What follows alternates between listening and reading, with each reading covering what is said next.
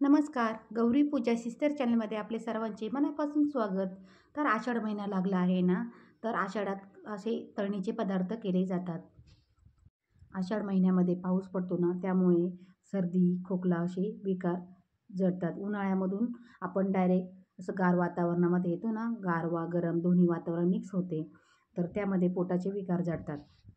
त्यासाठी आषाढामध्ये तळणीचे पदार्थ केले जातात, जसे की गुलगुले, गव्हाच्या कापण्या असे केले जातात. तर चला आपण गव्हाच्या आणि गुळाच्या कापण्या बनवणार आहोत. तर त्यासाठी 1 वाटी मी गूळ असा बारीक करून घेतलेला आहे. तर असा खडा गूळ नाही घ्यायचा, आपल्याला त्याचं गुळवणी करायची आहे फक्त, त्याचा पाक नाही करायचा. तर ही जी वाटी घेतलेली आहे गुळाची, त्याच वाटीने बाकीचे पिठं आपण मोजून घेणार आहोत. आता पाणी गरम करायला ठेवायचं आहे. थोडंसं गूळ टाकायचं आहे.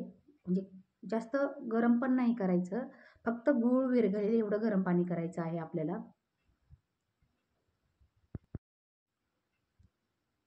आता इथे मी अर्धा वाटी पाणी टाकलंय.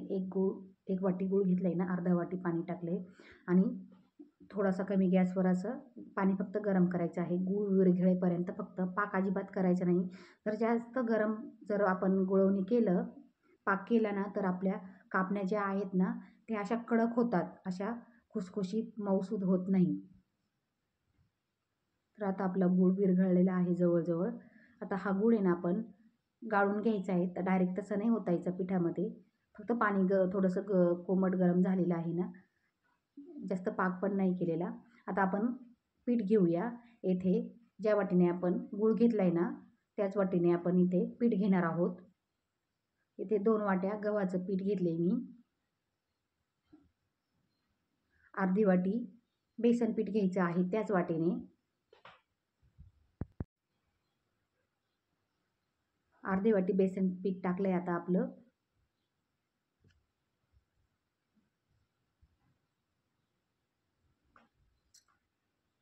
त्यामध्ये थोडं चिमूटभर मीठ टाकायचं आहे. मीठ टाकल्यामुळे गोडाचे पदार्थ चवीला खूप छान होतात. यामध्ये आपण बडीशोप पावडर देखील टाकू शकतो, वेलची पावडर टाकू शकतो, जर आपल्याकडे उपलब्ध असेल तर. माझ्याकडे नाही, तर मी नाही टाकलेलं. तर आता 3-4 चमचे कडकडीत गरम केलेलं तेल टाकायचं आहे.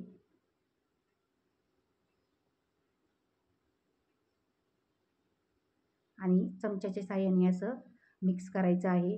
हाताला चटके बसेल ना, म्हणून चमच्याने अगोदर मिक्स करायचं आहे.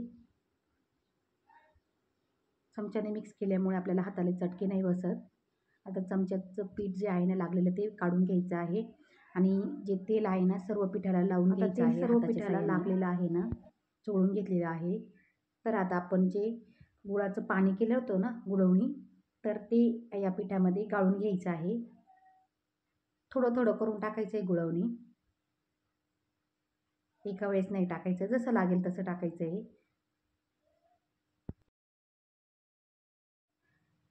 आता आणखी थोडंसं पाणी टाकूया आपण राहिलेलं. एका वेळेस जास्त पाणी सगळं टाकायचं नाही. आता आपला पिठाचा गोळा जवळजवळ तयार होत आलेला आहे, बघू शकता. असा निब्बर गोळा मळायचा आहे. आपलं गव्हाचं कणिक असतं ना, त्यापेक्षा निब्बर, जसं आपण पुरीसाठी तेल बनवतो ना, त्यापेक्षा थोडंसं कडक बनवायचं, गोळा बनवायचा आहे, बघू शकता. आता हे 10 ते 12 मिनिटासाठी आपण हे पीठ असं झाकून ठेवून द्यायचं आहे. 10 ते 12 मिनिटासाठी झाकून ठेवून द्यायचं आहे ते पीठ.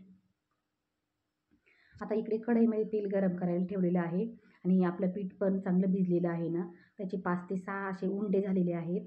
आमच्या नगरच्या भागाकडे जो पिठाचा गोळा असता त्याला उंडा म्हणतात आणि तो लाटून घ्यायचा आहे. तुम्हाला वाटलं ना, तर तेल लावू शकता पोळपाटाला. तसं चिटकत तर नाही अजिबात, पण जर वाटलं तुम्हाला तर तुम्ही तेल लावू शकता. आणि त्यावर टाकायची आहे खसखस टाकायची आहे आणि लाटण्याने लाटून घ्यायचं आहे दोन्ही बाजूनी खसखस टाकून, म्हणजे ती खसखस अशी बाहेर येत नाही. आता बघू शकता आपली उंडा लाटून झालेला आहे. जास्त जाड पण नाही लाटायचा आणि जास्त पातळ नाही लाटायचा. जर जास्त जाड केलं ना लाटी, तर त्या आतून थोड्याशा कच्च्या राहतील आणि जर जास्त पातळ जर केलं ना तर कडक होतील आपल्या कापण्या. जसे तुम्हाला पाहिजे ना तसं तुम्ही जाड पातळ करू शकता. इथे कडक पाहिजे असेल तर पातळ लाटा आणि खुसखुशीत मऊ पाहिजे असेल ना तर तुम्ही जाड लाटा. आता असे आपले शंकरपाळ्याचा आकार कसा असतो त्या आकारामध्ये असे कापून घ्यायचे आहे. पोळपट फिरवायचा आहे आणि ह्याला आपण कापण्या आहे ना त्या तुम्ही एका वेळेस सगळ्या करू शकता किंवा 2 बॅचेसमध्ये देखील अशा लाटून कापून ठेवू शकता आणि एका वेळेस तळायला घेऊ शकता. आता मी काय केलं आहे 2 लाट्या लाटून घेतले आणि मग तळायला ठेवलं. तोपर्यंत गॅस कमी केलेला आहे ना, तोपर्यंत तेल देखील तापतंय. आता बघू शकता मी कापलेलं आहे आणि असं आपले शंकरपाळे कसे असतात त्या टाईपमध्ये कापायचे. बघू शकता असे जास्त जाडही नाही आणि जास्त पातळही नाही असे. आता आपलं तेल तापलेलं आहे ना, तर चेक करूया आपण थोडंसं त्यामध्ये टाकून बघूया. थोडासा तुकडा म्हणजे आपल्याला कळेल. तेल असं पूर्ण तापलेलं पाहिजे. आता बघू शकता लगेच वरती आलं आहे ना, याचा अर्थ आपलं तेल तापलेलं आहे.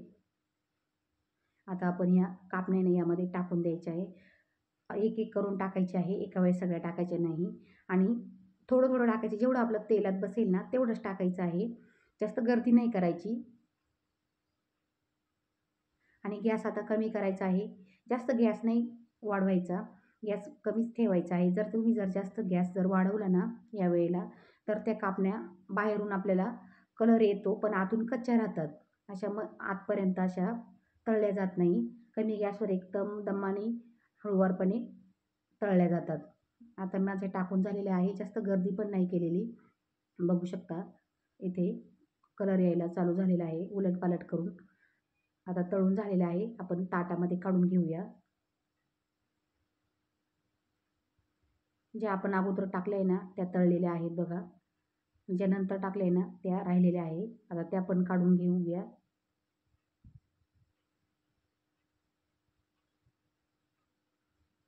बघू शकता किती छान असा कलर आलेला आहे आणि वास पण इतका छान येतो ना, खूप छान असा वास येतो याचा.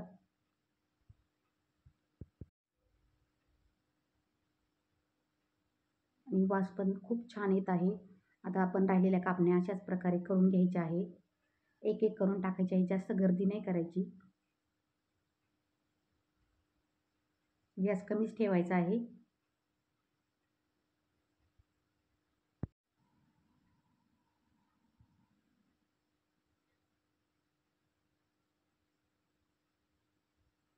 दुसरी बॅच देखील आपली तळत आलेली आहे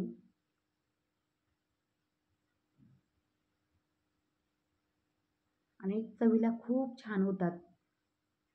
अजिबात कडक होत नाही जास्त आणि वातडही होत नाही अजिबात. चवीला खूप छान झाल्या होत्या आणि खुसखुशीत अशा गव्हाच्या कापण्या झालेल्या आहेत आपल्या. आता सर्व काढून घेऊया आपण ताटामध्ये तळलेल्या कापण्या.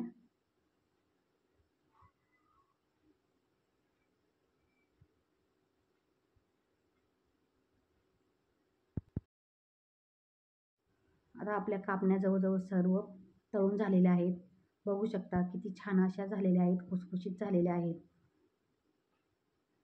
आणि कलर देखील खूप छान आलेला आहे. अजिबातही वातड आणि कडक होत नाही. तर तुम्हाला मोडून दाखवते. अशा खुसखुशीत झालेल्या आहे. अशा कापण्या आपल्या घरी नक्की बनवून बघा आणि रेसिपी कशी झाली हे कमेंट बॉक्समध्ये नक्की सांगा आणि चॅनलवर जर का कोणी नवीन असेल तर चॅनलला नक्की सबस्क्राईब करा. रेसिपी पूर्ण पाहिल्याबद्दल धन्यवाद. अशा खुसखुशीत अशा वातड न होणाऱ्या कापण्या आपल्या घरी मुलांना करून खाऊ घाला आणि कशा झाल्या हे कमेंट बॉक्समध्ये नक्की सांगा. भेटूया एका पुन्हा नवीन व्हिडिओमध्ये. व्हिडिओ पूर्ण पाहिल्याबद्दल धन्यवाद. स्वस्त रहा, मस्त रहा आणि चॅनलला सबस्क्राईब करायला अजिबात विसरू नका.